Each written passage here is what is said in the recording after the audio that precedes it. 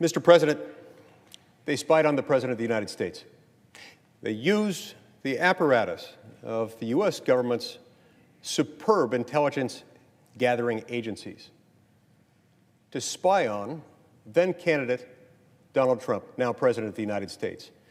They did so in a way that was entirely predictable, entirely foreseeable, in some ways avoidable, if in fact we had the right laws on the books.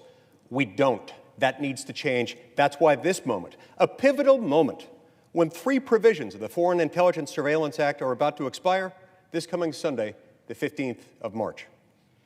We've known that this day was coming for many years.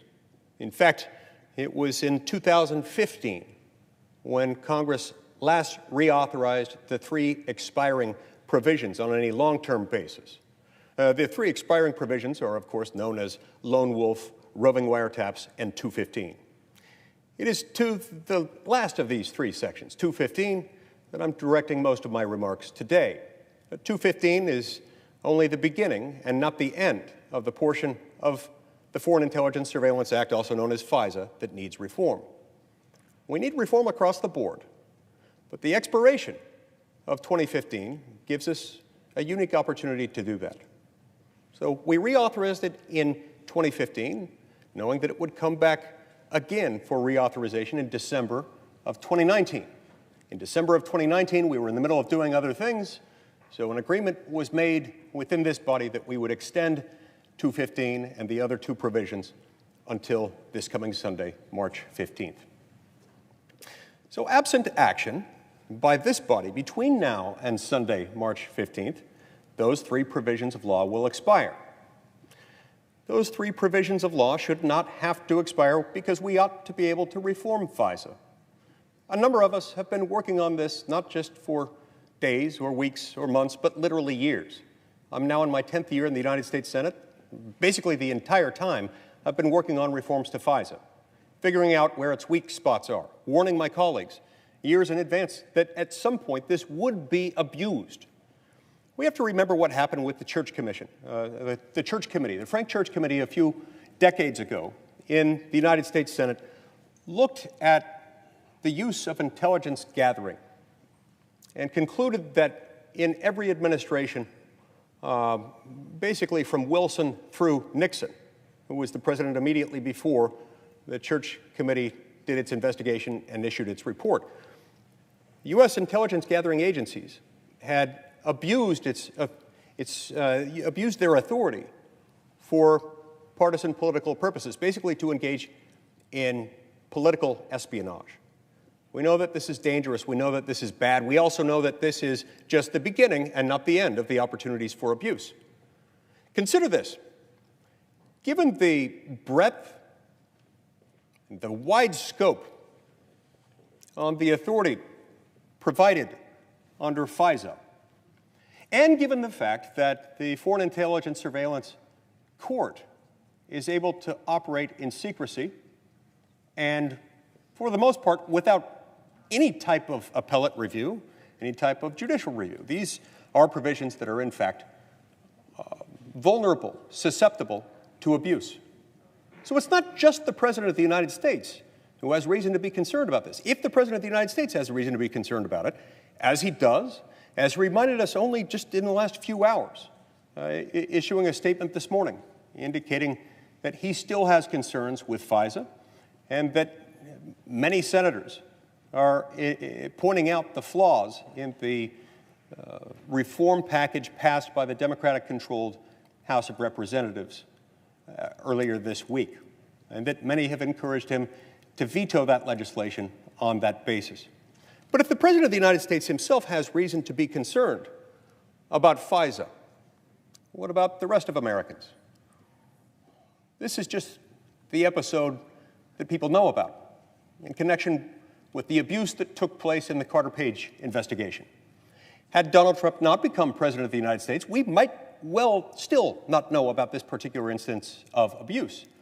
And because of the secret manner in which this law operates and the failure to provide special protections for known U.S. citizens, we all stand vulnerable. Every American citizen, whether they hold office or not, whether they're famous or not, whether they're rich or poor, regardless of their culture, their background, what part of the country they hail from. And so, Mr. President, what we're seeking here are a few modest reforms. A few modest reforms to make sure that it's a little bit harder to abuse this law. We know that human beings are flawed and fallible, and we have to rely on human beings to run governments. It'd be nice, as James Madison said, if men were angels, because as Madison wrote in Federalist 51, if men were angels, they wouldn't need a government.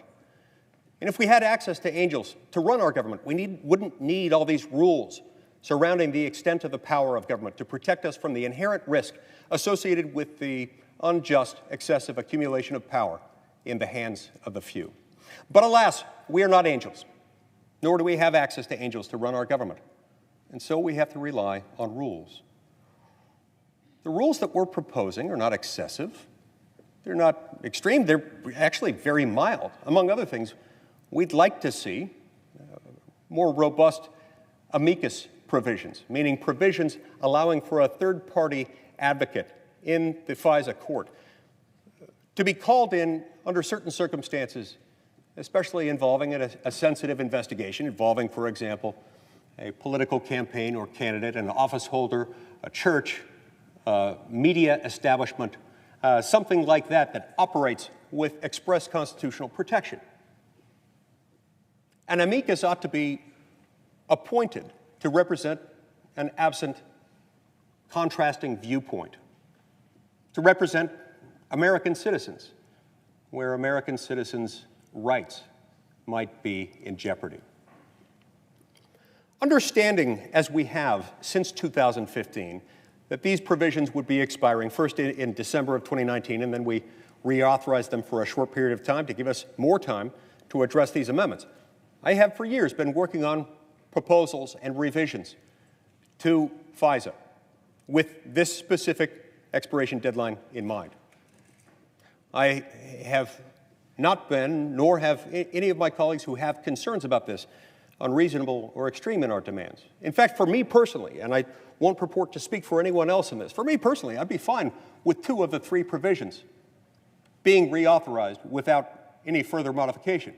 Lone wolf and roving wiretap, let them get reauthorized, that's fine. Let's deal with 215 separately. And incidentally, Mr. President, Section 215, if Sunday comes and passes, 215 doesn't go away, it just reverts back to a previous version of 215. A previous version that still gives the government the ability to gain access to some business records associated with FISA order targets. It's just a narrower category.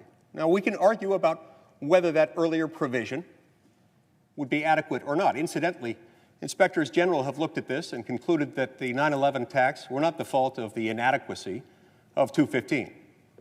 They were the result of mishandling of information that they did in fact gather, but were able to gather. In any event, I'd love to be able to have that conversation separately with regard to 215 without all 3 of these provisions being held hostage simultaneously. I've made that offer. That offer has been rejected.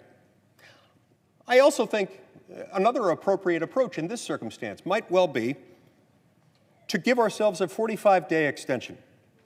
45-day extension would give us a little bit more time to deal with the coronavirus-related crises that we face right now, and then consider and debate and vote on some additional amendments, some amendments that have never had the opportunity to see the light of day. Keep in mind, this provision, getting back to the expiring provision that I have concerns with, Section 215, it existed prior to the moment when it reached its current formulation. When it existed in that formulation, it really did what the government needed it to. No one really argued that it had been inadequate. There were some people, I'm told, I wasn't in the Senate or in Congress at the time that it came to be. I'm told that among its advocates included Robert Mueller, included Jim Comey and others who just thought it would be a good idea to give the government more power. We have seen since then what happens when you give Jim Comey and Robert Mueller and other people in the government more power, and we've seen that there are some risks associated with this, not just if you're a president of the United States or a candidate for the presidency of the United States, but we know that all Americans are potentially vulnerable. And so we fast forward to earlier this week. Less than 48 hours ago, we received legislation, the legislation that was passed by the House of Representatives yesterday. That legislation was negotiated without involvement, without direct input from anybody in this body. The majority leader himself has stated publicly that he was not involved in the negotiation of that measure. That measure was passed within about 24 hours after it was introduced. It's now coming over here. Now, I'm not saying that it shouldn't be considered. In fact, I'm kind of saying the opposite of that. I'm saying I'm happy to consider it, but we need the opportunity to actually consider it. The world's greatest deliberative legislative body, or so it calls itself, the Senate, is supposed to be the cooling saucer. The cooling saucer where the hot tea spills out and is allowed to cool before it's consumed. In these circumstances in particular, where rights are at stake that are potentially threatened by provisions that under this bill introduced by Representative Nadler, supported by Representatives Schiff and Pelosi and others, have supported, hasn't had the opportunity to be independently reviewed in the Senate, or to be debated or discussed or amended in the Senate. That's all I'm asking for here. All I want is to give us a few weeks. Let's take 45 days. Give the Senate a chance to deal with the immediate crises associated with the coronavirus, and then a chance for us in a timely fashion to review the Pelosi-Nadler-Schiff bill and consider our own amendments to it. Bipartisan amendments from people who have reached across the aisle in an effort to make this bill better. And so, Mr. President, it's for those reasons that I ask unanimous consent that the Senate proceed to the immediate consideration of the Senate bill at the desk.